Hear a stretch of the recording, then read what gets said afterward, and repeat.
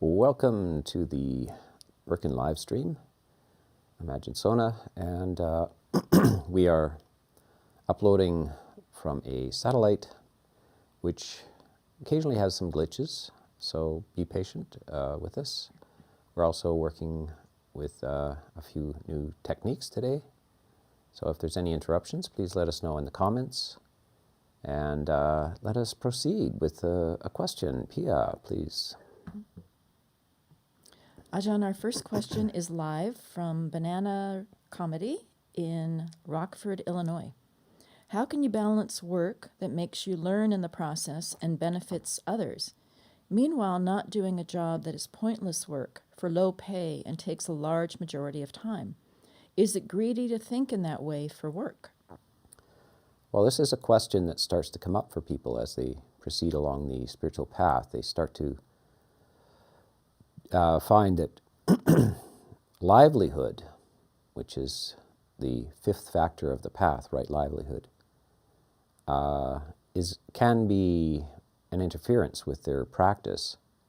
And of course, there is such a factor as livelihood because the Buddha understood even in the 5th century BC that the amount of time you spent at work doing various types of labor affects your mind and your consciousness. And so the first thing he does is make sure that you're not doing anything that's unethical, involving destruction of other people's well-being or life, or including the animal realm. So he's wanting to keep out of anything that would disturb your conscience, is injurious to others, because you can't maintain a heart of goodwill if you're doing things that are destructive. We shouldn't get too sensitive about this. There are all kinds of secondary and tertiary kind of effects from livelihood, and sometimes people get very entangled and are paralyzed by the ethics of everything they do. So we keep it at a fairly direct, the direct results of our actions on others, because we can't make it impossible to live in this world. And lay Buddhists, do all kinds of work and are not restricted in many ways, but certainly we should avoid really things that are destructive to other forms of life. Then you have a wide variety of possibilities. And if you, in the 5th century BC, you have some great limits to what you could do. Most people are farmers. And these days, very few people are farmers. And people in those days had 12 kids as well. So in these days, quite often, you're maybe a spiritual practitioner and you don't have any children, or you have one or two, and you have some options, but you're squeezed by the economics of modernity as well. It makes all kinds of demands. Everything is expensive, so you really don't have a lot of options. But if you do, then you may decide to sacrifice money for time. And you can be, I think it's very good that you formulate the very question. What should I do with my livelihood? Should I do something that's interesting and beneficial to others? Or should I choose something that's pays less but is dull? This is a question that many, maybe not all spiritual practitioners come to at some point. In my own personal history, before I was a monk, I chose the path of poverty, where I took a chance and chose time over money. And not everybody is in a situation to do that. Sometimes you have dependents, etc. So it's a question that can't be just resolved for you, but creative thinking will help. And you might have to take up your own little livelihood, creating things, making things, selling things, so that you're your own boss and you can decide on your own time frame. Or you might even take a demotion at work instead of a promotion with more salary but less time. So this type of thing happens on a regular basis. And sometimes boring jobs are the best for spiritual practitioners. They really don't have to use up mind space.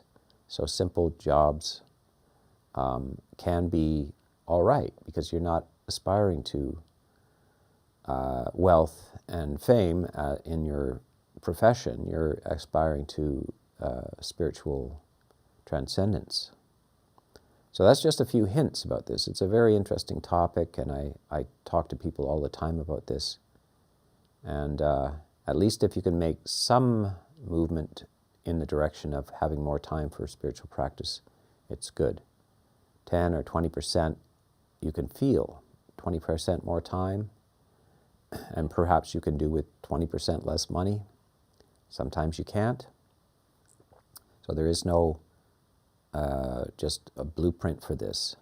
Each person has to work it out with their own capacities, skills, education, knowledge, and the economics of the situation that they're in. I hope that helps. Pia, next question. Ajahn, our next question is also live from Lennon990. Dear Ajahn Sona, is matter just a product of the mind? What is mind? Never, no matter. What is matter? Never mind. This is a saying from the 19th or 18th century when they were preoccupied with this. The new ideas of materialism were coming in, and people asked legitimately, is the mind just the brain? Is it matter, or is it something other than matter? And of course, to this day, nobody has sorted out an answer which is satisfying for everybody. The idea that matter is produced by mind is called idealism, and it is a philosophy that goes back to the 5th century BC. How do we know that the entire experience of life that we're having is not just a product of the mind, as we see in dreams? So in our dreams, we walk around, sit down, encounter other people, talk to other people, and yet it's all dreams, mere dreams. How do we know that the rest of our waking life is not just something like that? And the opposite is materialism, where there is no element of other than material. Whatever mind is simply an aspect of the movement of matter, sort of atoms and space. That's all there is. So this is also a very early Greek philosophy, and it occurs in India as well at the time of the Buddha. So the Buddha deals with both of these types of philosophies and dismisses them. He's a pragmatist. He's a person who wants a working solution for one thing: suffering.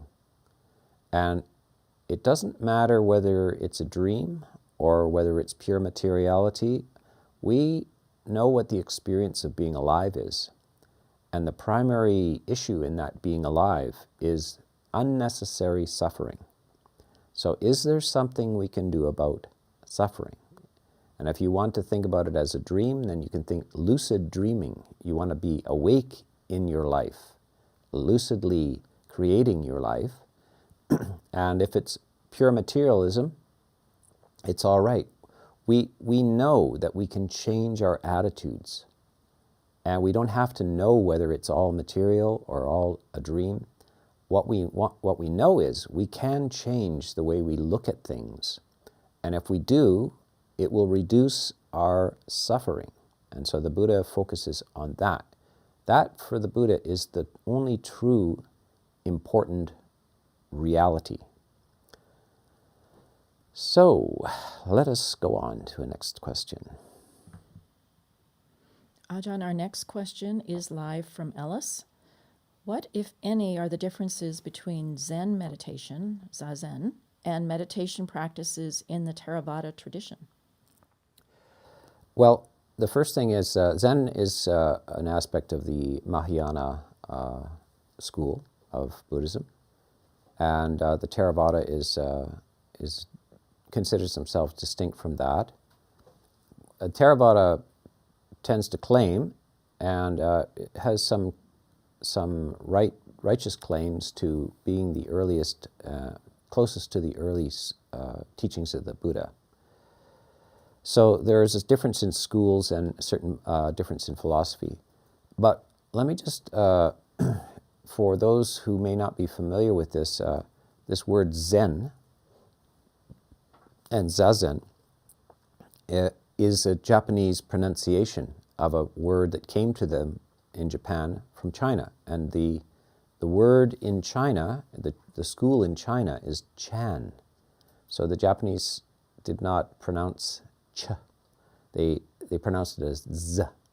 So Chan Buddhism became Zen Buddhism.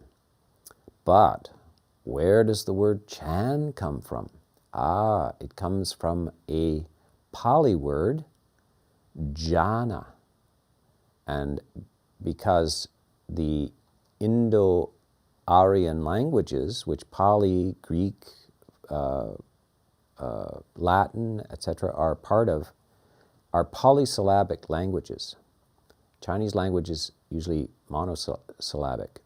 So when the word jhana, which means it is the eighth factor of the Eightfold Path, the term for deep samadhi concentration, or we could say meditation, when that arrived from India into China, Thailand, Burma, etc., they pronounced jhana. They left off the A on the end and pronounced it as Jan or Chan.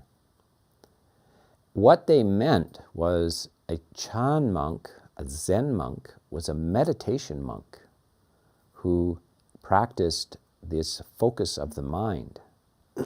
They weren't primarily scholar monks. They weren't ritualistic monks. They weren't just ordinary village monks, just interacting with people. They were meditation monks. So we overlap Zen, Chan, Jhana. In both schools of the Mahayana and the Theravada have techniques for focusing the mind which overlap. And one of them, for instance, is breath meditation. So you'll find this watching the breath, focusing on the breath in order to clear out excessive discursive activity is common to both the Theravada, especially in the forest tradition, but in Vipassana traditions as well. And in the forest tradition particularly, the breath meditation is used for attaining to a state of non-discursive activity. So jhana. In the Burmese Vipassana traditions, it's kind of not used so much to enter into deep states of stillness, but as to kind of beginning for clear insight into things. In Zen, it is used in a number of ways, and there are different schools of Zen. There is Soto Zen, which tends to emphasize something called just sitting. And there's Rinzai Zen, etc., that is more focused. But in the end, Zen is fairly close in terms of wanting to transcend excessive discursive activity, thinking processes. And this is very beneficial. I have practiced in both schools. So actually, before I was in the Theravada, I was in a Zen, Korean Zen tradition. And I was given instruction exactly on breath meditation and dwelling on breath meditation and sitting postures, etc., which are fully practiced in the Theravada forest tradition as well. And by the way, before that, I practiced in the Tibetan system, and I also did breath meditation there. So in all three schools, I actually encountered breath meditation, which is a form of concentration meditation. So thanks for the question. this is something that people from different schools encounter, so you should know a little of the history so it's not so mysterious. And it's helpful to know that that has roots right back to the time of the Buddha and his instructions in samadhi and jhana meditation. Okay, Pia, yeah, next question. Ajahn, the next question is from Chris from Vancouver, British Columbia, Canada. Is the stream entry and full enlightenment attained through anapanasati samadhi practice the same as that which is attained through other practices, such as non-dual pointing, mahasi noting, and Goenka body scanning, etc.? Well, enlightenment is always partakes of this of something the same. How you get to it, you get to it through different subjects, and certain subjects are suitable for certain temperaments. But the breakthrough into the stages of enlightenment, and in the Theravada description, there are 4 stages of enlightenment. And you mentioned stream entry or sotapanna. That's the first stage of enlightenment. And then the second, third, and fourth stage. Fourth stage is arahant, and that's a full enlightenment. Now, the method that is produced in Vipassana schools and Goenka body scanning, etc., is not necessarily different. It's just a kind of a focus on a particular technique to the exclusion of others. So I must say that I find those schools of Vipassana and Goenka practice are very exclusive on a single, what I call a silver bullet technique. And if you look at the teachings of the Buddha in the suttas, you will find that he gives out a wide variety of techniques and methods for different personalities. So to insist from any school on a single technique that is applicable to everybody is probably not in the spirit of the teachings of the Buddha. Indeed, a single technique may work for some people, but not for everyone. And in order to discern what an individual needs, you have to have a teacher who is capable of reading the student, is capable of assessing the student's personality and needs. And that cannot be, that's not a dime a dozen. And you can't just train somebody in a technique and say, now you just give this technique to everybody who walks through that door. Everybody does this technique and no other technique, and this is what the Buddha taught. No, it's not what the Buddha taught. It's an exaggeration, a distortion towards a single technique. And the Buddha has a number of approaches, and you will see again and again in the suttas that monks, nuns, lay people break through to awareness and enlightenment through various forms and techniques. So that's what I would say.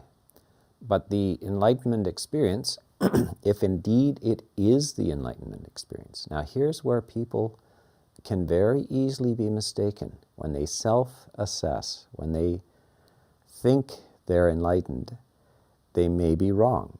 As you can see in every other field, people either overestimate themselves or underestimate themselves, and frequently can't give a proper assessment of where they are. Because most of it's a comparison with others, isn't it?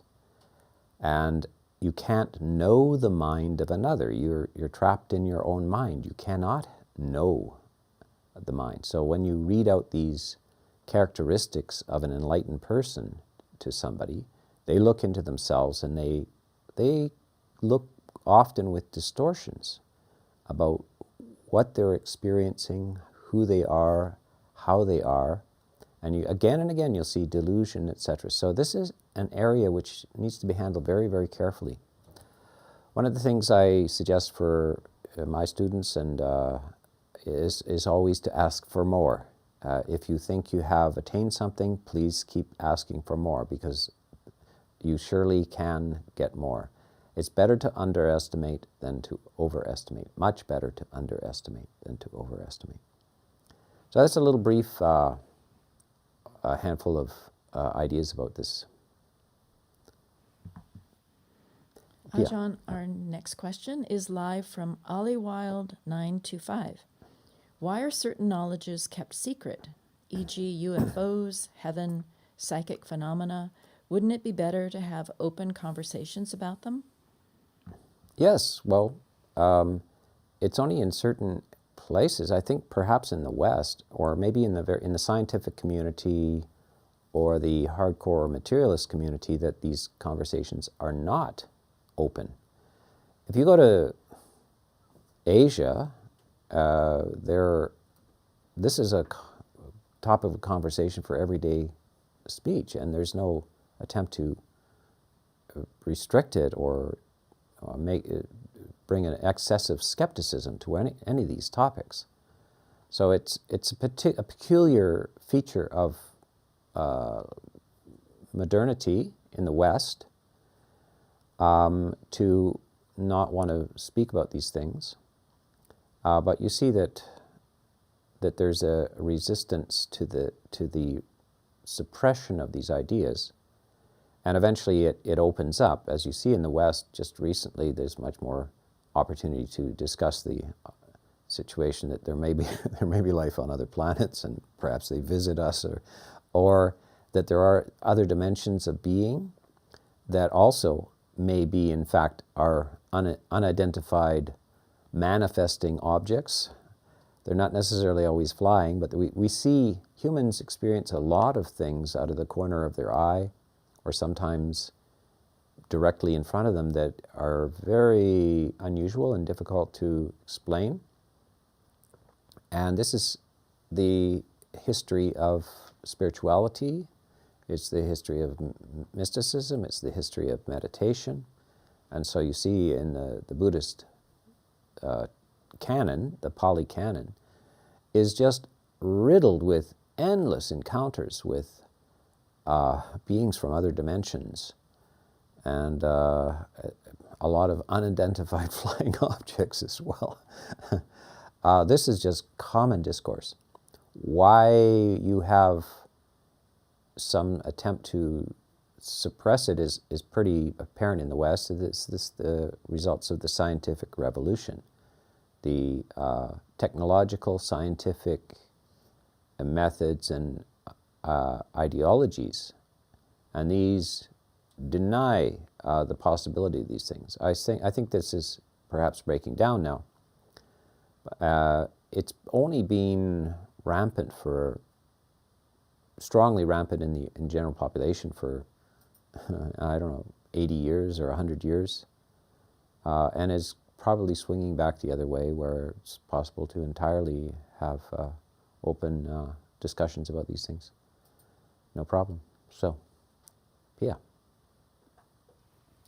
Ajahn, our next question is live from Allison.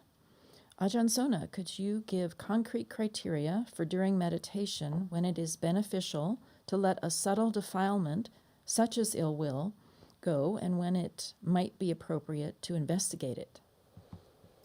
Well, this is something that is, I would say, has been distorted in the mindfulness teachings in the West, because mindfulness has been adopted as a secular practice, which is thought to be good for people, but it's been extracted out of the Buddhist path, and it doesn't relate to the other factors of the Buddhist path anymore.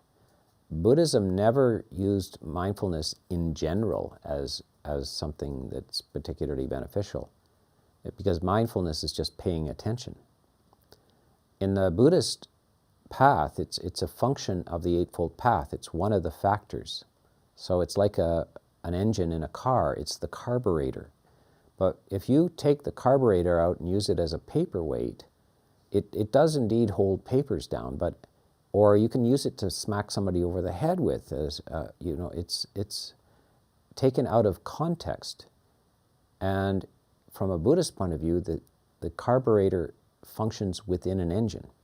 So mindfulness functions in the Eightfold Path as a particular part, and it has a particular role in the Eightfold Path in the realization of progress, spiritual progress in there. And it relates to another factor which precedes it, which is called right effort. And this right effort speaks specifically about what you should do with emotions like anger. And it specifically says there are two approaches to it: prevention and removal. It doesn't say to sustain it, to investigate it. It says to prevent and remove. Of course, under right mindfulness, you have 4 categories about what you're supposed to be mindful of. And the first one is the body, the second one is feelings, the third one is the mind, and the fourth one is the context of Dhamma, the whole Eightfold Path situation. And the third category is this called mindfulness of the mind. And you are enjoined to be mindful of whether you are angry or not, greedy or not. Now, some people take this out of context and think that that's a standalone technique in Buddhism, to be merely aware of what is going on, or to inquire into it without doing anything about it. But that would be to distort things, because it's endlessly repeated that the function of this mindfulness is to overcome 2 things: desire and aversion for the world.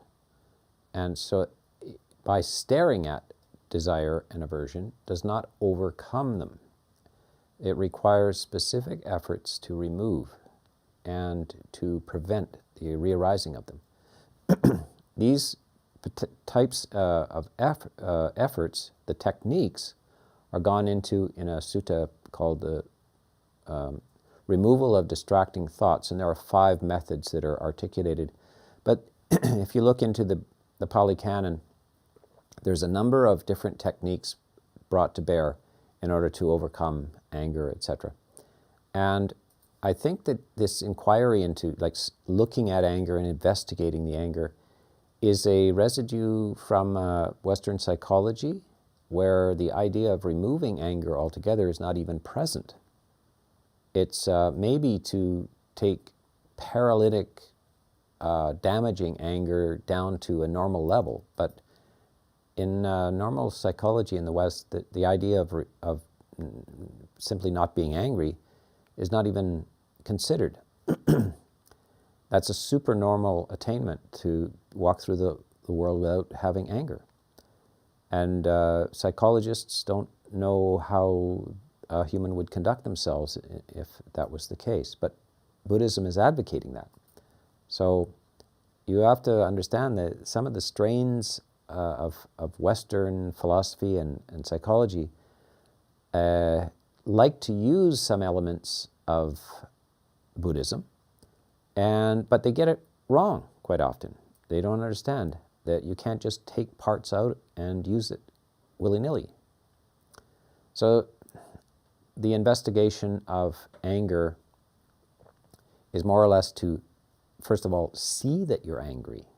And now lots of people cannot self-report. They're not able to say, I'm angry. I know your friend says, you're angry. No, I'm not. I'm not angry. Yes, you are angry. The person has to eventually find out what anger feels like, etc. So that if that's the investigation, is to know what it feels like, to identify it, that's all right, but then something must be done about the anger. So this is how we contextualize this. And I've been talking very extensively about this issue. Please look on my YouTube channel. And by the way, in order to get the full numbers of videos, you type in Ajahn Sona channel. And that will give you all the videos I've made. 175, I think, are up there.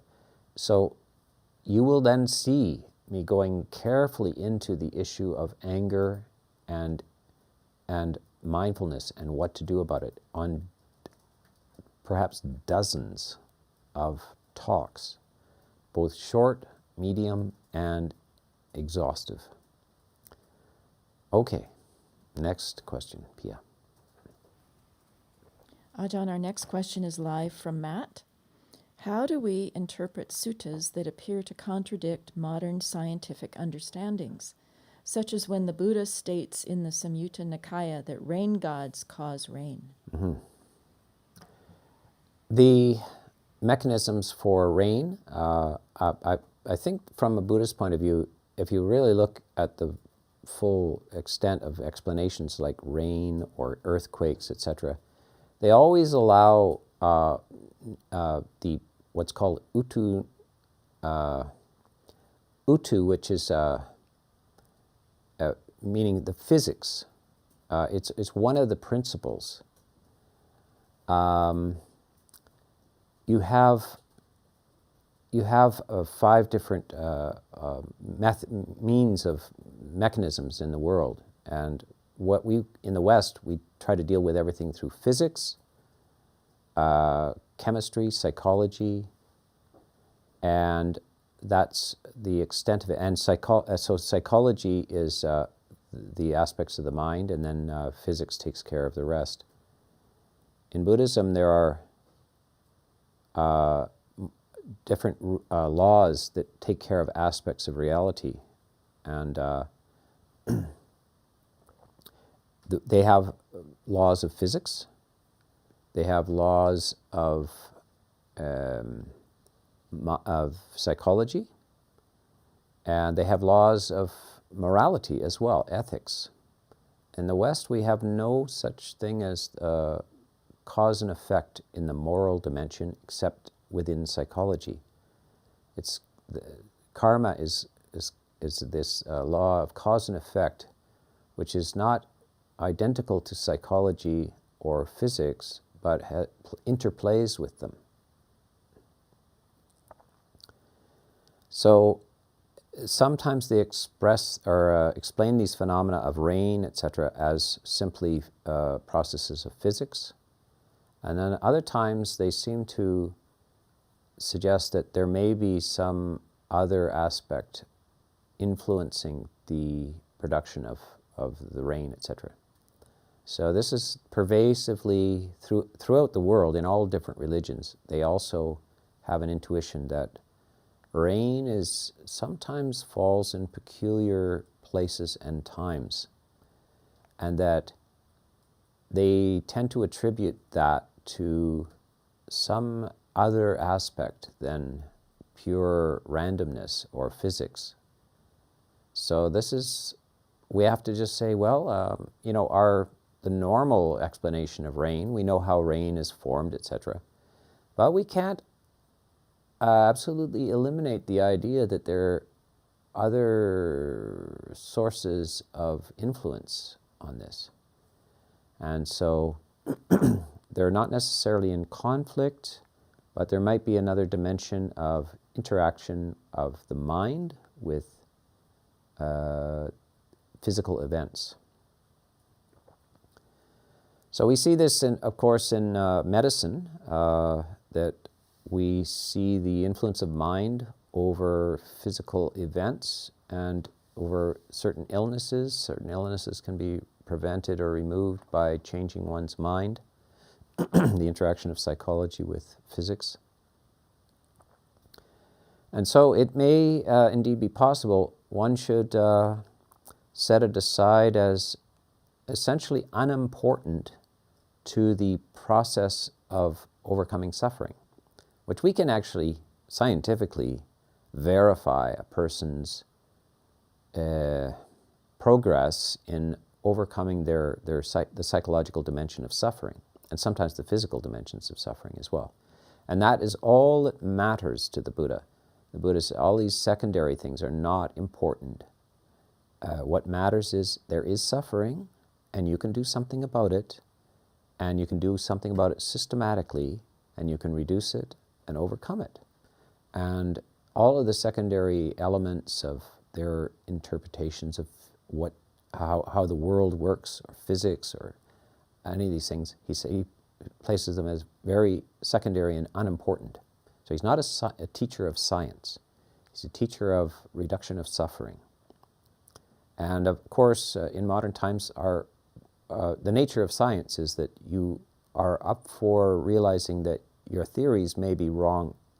And in the history of science, we see that again and again, whole theories are completely wrong.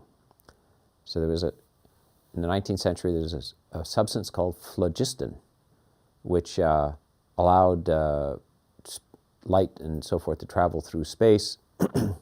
And all scientists agreed on the use of this phlogiston.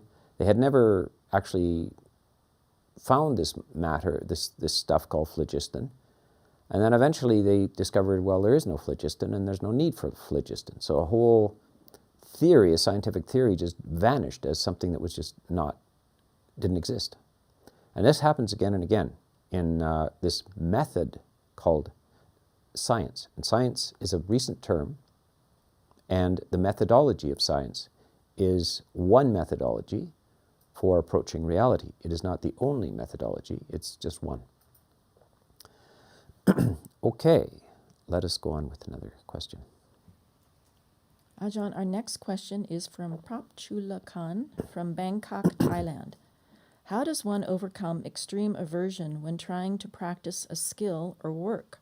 When I sit down to study or craft things, usually art, relentless waves of sensations burn my body and obscure my mind, as if it would rather be anywhere else but here.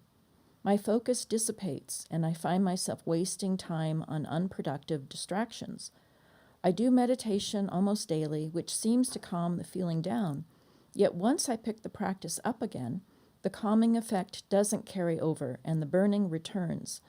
I suspect that expectations of myself to perform at a high level beyond my ability play a large role in this. Do you have any advice for me, Venerable? Yes, that is not an uncommon psychological experience, especially for artists, anybody who's creating things. There's a book, I think it was by Erich Fromm, psychologist, psychiatrist, written in the 60s or 70s, talking about what's called the courage to create. And he documents the idea that many people who are in the arts, and especially if you're aspiring to a high level of perfection, experience almost terror at the prospect of creation. Part of it is that they don't want to fail at it, so they're very attached to succeeding. And they're attached to their identity as a creator, as an artist.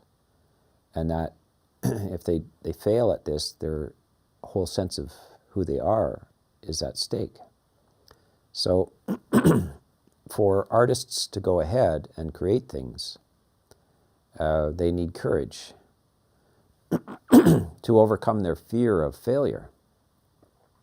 So that burning in your body and so forth is connected to your whole sense of identity. You dread to fail, and this is more or less excessive. An artist, I would encourage artists to get past this, because art is a very beautiful thing. Music and art and so forth, very beautiful things, contribute to people's understanding and beauty, etc. But they're not the highest thing. They are only stages along the path to help you reveal truth and experience some of the more pleasant emotions. But you should not hold them as the highest. And your meditation practice calms you down, as you say. And you need to push it farther into the place where you're not afraid to fail. And you might even practice failing for a while and feeling just fine about it. put out some bad work. Show your peers some bad work and let them mock you and realize that it's not a problem. Other people's opinions about your art, your product, etc. are not a problem. And you cannot be exalted when they praise you, and you cannot be downcast when they blame you or fault you or criticize you. And so you've internalized these voices. So you must let go of this concern for success and failure and praise and blame. Now, in order to become a philosopher, a Buddhist philosopher, you have to rise above your excessive concern with praise and blame and success and failure. And you realize a much higher level of freedom by doing that. It doesn't mean that you will suddenly always produce bad works of art or anything like this. In fact, your production and creativity may flourish because you're not under such terrible pressure anymore. And this pressure is exclusively your own pressure. You're the one that's making pressure for yourself. Others have their opinions, let them have them. It does not concern you. So you transcend the concern for praise and blame, success and failure, and then you transcend being merely an artist. When you're trapped in that, you're merely an artist. When you transcend that, then you become a wise person, a philosopher, a practitioner of the path. Okay. Let's go to the next question. Our next question is live from Alyssa. Can you please explain consciousness as the fifth aggregate? Consciousness, well, in order to get a hold of this, and this word is used widely in the West, it's in Pali, it's vijnana, and it has very specific definitions. And in order to get an idea about it, it's usually defined as the six sense experiences. So, consciousness of sights, sounds, smells, taste, touches, and the mind itself. The sixth sense is the fact that the mind can be aware of its own activities. In the West, we only speak of five senses. We don't speak of the mind as another object of sense. Sight, sound, smells, taste, touches in the West. But in Buddhism, we include the mind itself as the sixth object of consciousness or awareness. So consciousness is a form of awareness. You have another word, unconscious. So sometimes there is no awareness in the mind. And that's when you're asleep or in a coma perhaps, where there's no consciousness. And so it's consciousness doesn't make much sense. The word consciousness doesn't make much sense unless you understand it. You're conscious of something. Now, I've heard people use this. This is a philosophical debate in the West as well, and I've heard this used in Buddhism as well. That consciousness is a standalone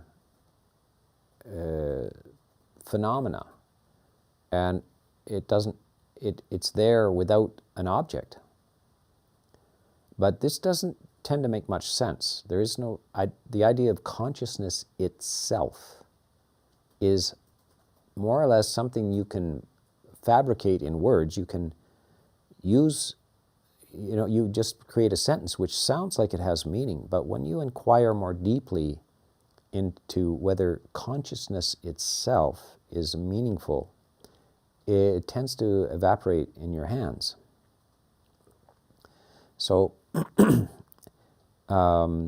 it's maybe a misleading because we can formulate these words, but consciousness is consciousness of something. And when there's no consciousness of something, we call it unconscious. Consciousness is absent.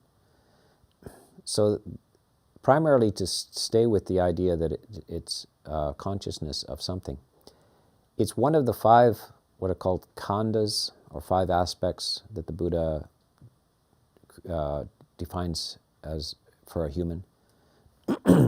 Consciousness and perceptions, feelings, volitions, are these 5 things that interplay, and they're not really all that separable. So consciousness interplays with perception, it interplays with volition, like making decisions, ethical decisions. It interplays with feelings that you have. You can't have feelings if you're not conscious. You can't have perceptions if you're not conscious. And the consciousness is of feelings and perceptions, etc. So these are mixed together like a 5-spice curry, and are really not. You can taste the different flavors, but you really can't separate them. They're mixed together. So consciousness interplays with the other 4 aspects of a human, or khandhas, as the Buddha calls it. So that's briefly the nature of consciousness. Ajahn, our next question is live from Richie. Are the 4 jhanas connected with the 4 Brahma Viharas, i.e. metta, first jhana, compassion, second jhana, sympathetic joy, third jhana, equanimity, fourth jhana? No. Each of the 4 is capable of so each of the 4 Brahma Viharas, loving kindness, compassion, sympathetic joy, and equanimity, can participate in the jhanas at different levels. Now, the only question is whether loving kindness, sympathetic joy, and compassion can bring you to the 4th jhana, because the 4th jhana is primarily pure equanimity. So this has gone into in commentaries. Can certainly equanimity, can upekkha, the 4th of the Brahma Viharas, can attain a strength of the 1st jhana, the 2nd jhana, the 3rd jhana, and the 4th jhana. Now the other 3, let me just talk a little bit about the other 3. Metta is the overarching goodwill for all beings without reference to their condition.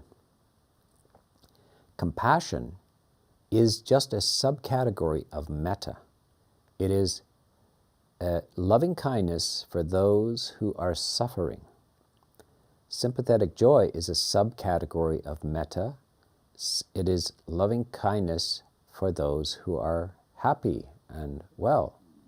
And so you are now attaching some filter to loving kindness, and your filter focuses loving kindness on those who are suffering for compassion. Your filter focuses loving kindness on those who are enjoying themselves or happy for sympathetic joy. So they're really just subcategories of loving kindness. So loving kindness can and compassion, etc., can enter into the 1st, 2nd, and 3rd jhanas. Whether they can go into the 4th jhana is debated in the commentaries, and I would not dare to resolve this debate by some imperious announcement, so I will leave it at that for a description of the relationship between the 4 Brahma Viharas and the 4 jhanas. Yes, Pia. Our next question is live from Kathy from Indiana. Do we control our futures by what we think about today? Yes, to some degree, our future is brought about or conditioned by not just the thoughts, but the emotional depth of the thoughts, the volitional intensity of the thoughts. So it's not mere thought, but it is the emotional texture, the emotional tone of the thought that has an effect on the, and will have a result, will have a fruition. So this is karma, is what it is. It's cause and effect in the moral dimension of life. And this bleeds over, moral dimension bleeds over into the physical dimension. So do you notice that incredible things, people have incredibly different fates. Some people, everything good seems to come to them. Amazing things arrive at their door without necessarily even requesting them. It just seems to flow their way. And others, terrible things come their way. And you can't explain this by any particular activity of them, that they neither of those cases seem to deserve it. It's not obvious from their activities why that such things should appear for them. So some people win the lottery in one direction, like they win millions of dollars and become famous and all of this kind of stuff. And others, they're executed for a crime they did not commit. And they're tortured before they're executed. And none of it was their fault. And it's hard to explain this by the mathematics of probability. It fails. Modern explanations, which are deprived of some sort of other mechanisms, fail to convince me that these events are merely random. They're not random. There's something else going on. I mean, it's very hard to determine what this is, but this is the word karma is the word that they use, the Buddha uses. So, yes, indeed, be careful what you think and how you think and what you feel. And if you want a good future, dwell on positive emotions of generosity, kindness, and clarity, and avoid, like the plague, greed, hatred, and delusion. They're very important and very consequential to your happiness here and now, and also in the future. So you can shape the future by positive emotions held, sustained, deepened, and practiced.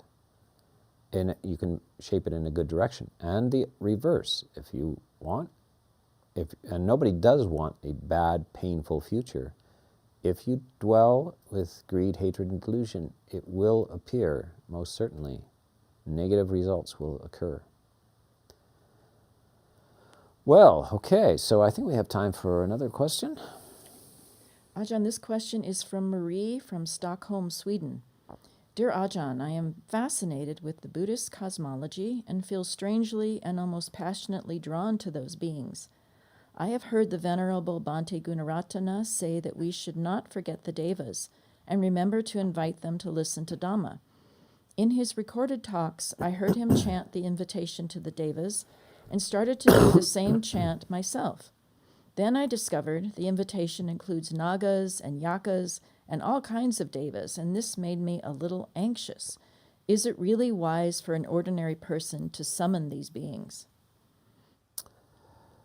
Yes, well, Bhante Gunaratana actually is my ordaining teacher, so I spent my first formative years with Bhante Gunaratana. And throughout the Theravada tradition, there is an invitation to hear the Dhamma. And the invitation is very universal. It's thought to be very beneficial for all beings in different dimensions to come and so you're welcoming the beings of different dimensions from the heavens and the lower dimensions. By the way, so you see that the hell beings are kind of left out of this.